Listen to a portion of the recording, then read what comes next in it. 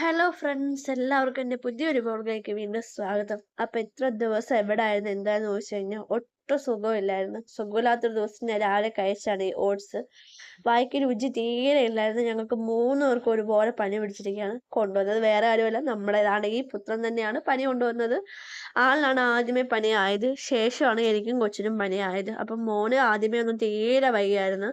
അപ്പോൾ ആദ്യത്തെ ഒരു തിങ്കളും ചൊവ്വയും സ്കൂളിൽ പോയപ്പോഴത്തേനും അവന് ഒട്ടും വയ്യാത്തൊരവസ്ഥയൊക്കെയായി, ശ്വാസതടസ്സമായി. അങ്ങനെ ഞങ്ങൾ അവസാനം ഹോസ്പിറ്റലിൽ കൊണ്ടുപോയി അവനെ കാണിച്ച്. അപ്പം നല്ലപോലെ കഫം ഉണ്ടെന്ന് പറഞ്ഞു. അതൊന്ന് ആവി കൊടുത്ത് ശരിയാക്കണമെന്ന് ഡോക്ടർ പറഞ്ഞു. പക്ഷേ എവിടുന്നാ ഈ പുള്ളിക്കാരന് ആവി കൊടുക്കാൻ ഇരിക്കണ്ടായോ?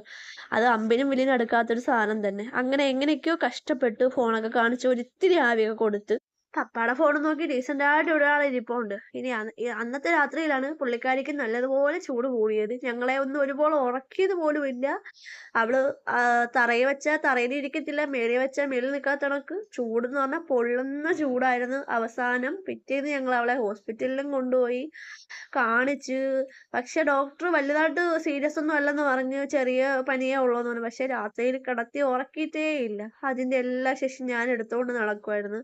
എനിക്ക് അന്നേരത്തേക്കും തീരെ വല്ലാത്തൊരവസ്ഥയൊക്കെയായി. ശരീരവേദനയൊക്കെ തുടങ്ങി. എനിക്കും തൊണ്ടവേദനയൊക്കെ തുടങ്ങി.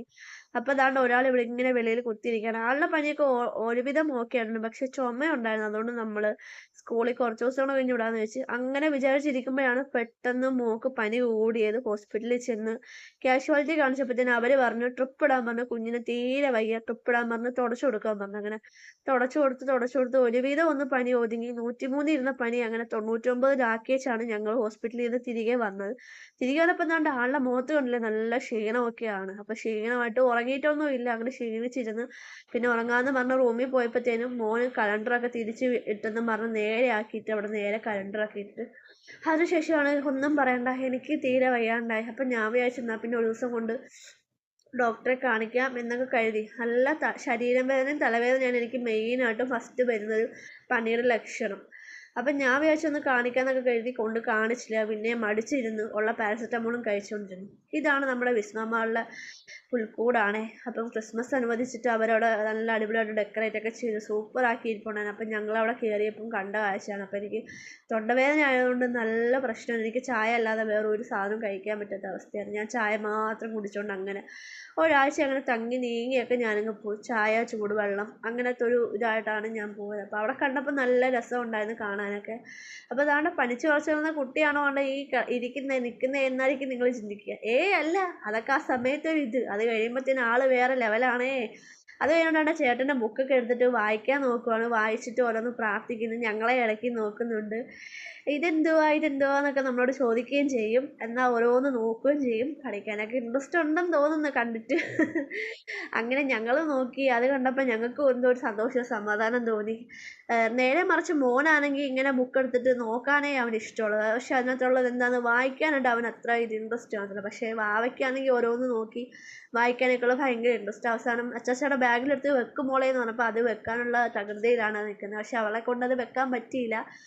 വെച്ചില്ലെങ്കിലുള്ള ഉടനെ ദേഷ്യം എന്ന് വെച്ചാൽ അവൾക്കൊരു കാര്യം സാധിച്ചില്ല എങ്കിൽ അപ്പം അവിടെ ആ സാധനം എടുത്ത് ബാഗാവട്ടെ എന്തോ ആവട്ടെ അതെടുത്ത് വലിച്ചിടേറി എറിയും. ഇത് നമ്മുടെ തൊട്ടടുത്തുള്ള കുരിശടിയാണ്. അപ്പം ക്രിസ്മസോടനുബന്ധിച്ച് കുരിശടിയിൽ നല്ല സ്റ്റാറൊക്കെ ഇട്ട് നല്ല മനോഹരമായിട്ട് ഇട്ടിട്ടുണ്ട്. നമ്മുടെ മാതാവിൻ്റെ കുരിശടിയിൽ നന്നായിട്ടുണ്ട് കാണാനായിട്ട്. അപ്പം ഇനിയിപ്പം ഡിസംബറൊക്കെ തുടങ്ങിയില്ലേ, നല്ല തണുപ്പ് സമയമൊക്കെ ആയിട്ടുണ്ട്. തണുപ്പും കാലാവസ്ഥയൊക്കെ മാറുന്നതനുസരിച്ച് ഓരോരുത്തർക്ക് അസുഖവും പനി എല്ലാം കൂടുന്നുണ്ടാവും. അതിന് ശേഷമാണ് എനിക്ക് തീരെ വയ്യാണ്ട് ഞാനും വീണ്ടും ഹോസ്പിറ്റലിലോട്ട് പോയത്. വേറെ ആരെയല്ല കാണിച്ചത്, നമ്മുടെ കാഷ്വാലിറ്റി ഡോക്ടറെ കാണിച്ചത്. അപ്പം എന്താണ് എൻ്റെ ശ്വാസം മുട്ടലിന് എനിക്കൊരു ഇഞ്ചക്ഷൻ വെച്ച്. ആ ഇഞ്ചക്ഷൻ വെച്ചതിലൂടെ ഇച്ചിരി മാറ്റം ഉണ്ടെന്ന് എനിക്കിപ്പോൾ തോന്നുന്നു. കാരണം കുറച്ച് ആശ്വാസമുണ്ട്. കാരണം ഒത്തിരി ദിവസമായിട്ട് എനിക്ക് മാറാതെ നിന്നെയായിരുന്നു. അപ്പം ഡോക്ടർ പറഞ്ഞ് ഇതിലും മാറിയില്ലെങ്കിൽ ബ്ലഡ് തന്നെ ചെക്ക് ചെയ്യേണ്ടി വരുമെന്ന് പറഞ്ഞു. അങ്ങനെ അതും പേടിച്ച് പ്രാർത്ഥിച്ച് ദൈവമേ ഇതിൻ്റെ ഒന്നും ആവശ്യം വരല്ലേ എന്നും കരുതി ഞങ്ങൾ വീണ്ടും ഇപ്പം എന്നെ കണ്ടാൽ പറയുമോ എന്തെങ്കിലും ക്ഷീണമുണ്ടെന്ന്. ആ ഇഞ്ചക്ഷൻ കുത്തിയപ്പോൾ എൻ്റെ ഒരു മാറ്റം കണ്ടില്ലേ, എന്താ പറയുക. അപ്പോൾ അത്രയൊക്കെയുള്ള വീഡിയോ എല്ലാവരും കാണുക, ലൈക്ക് ചെയ്യുക, സപ്പോർട്ട് ചെയ്യുക, കമൻറ്റുകൾ അറിയിക്കുക. Okay, Tata friends. ഇനിയും നല്ലൊരു വീഡിയോ ആയിട്ട് നിങ്ങളുടെ മുന്നിൽ വരുന്നതായിരിക്കും. It's me Ammu. Bye bye.